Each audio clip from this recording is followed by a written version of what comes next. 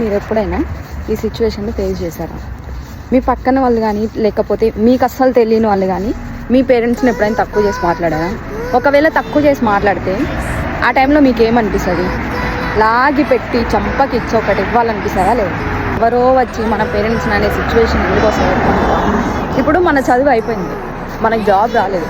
Job ఎందుకు రాలేదో నీకు తెలుసు, నాకు తెలుసు, మనతో పాటు చదువుకున్న అందరికీ తెలుసు. కానీ ఈ మాటలు మాట్లాడే వాళ్ళు ఉంటారు, వాళ్ళకి ఎవరికి తెలిసినా సరే కావాలనే మాట్లాడతారు. వీళ్ళ కూతురు చదువు అయిపోయింది, జాబ్ రాలేదు, పలానా వాళ్ళ కొడుకు చదువు అయిపోయింది కానీ జాబ్ రాలేదు, వేస్ట్, వీళ్ళు ఇట్లా పెంచారు అట్లా పెంచారు అని చెప్పేసి రకరకాలుగా మాటలు అంటారు. ఓకే, అన్నివ్వు. అలా అన్నప్పుడు మనకు పౌరుషం వచ్చి లాగి పెట్టి చంపకి ఇవ్వాలనిపిస్తుంది. కానీ అలా చేయకుండా మనం ఎలా ఆన్సర్ చేయాలి అంటే మన సక్సెస్తో ఆన్సర్ చేయాలి. ఎవడైతే మన పేరెంట్స్ని తక్కువ చేసి మాట్లాడాడో, ఎవరైతే మన సక్సెస్ గురించి మన జాబ్ గురించి మాట్లాడాడో వాడికి ఏదో ఒక రోజు చెప్పాలి.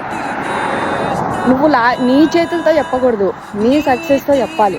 అప్పుడు వాడు నోరు మూసుకొని ఉండాలి. వాడే మన పేరెంట్స్ని అన్నప్పుడు తిరిగి వాళ్ళ కూతురు వాళ్ళ కొడుకుల్ని అనుకునేలా చేయాలి మనం. అలా ఉండాలి.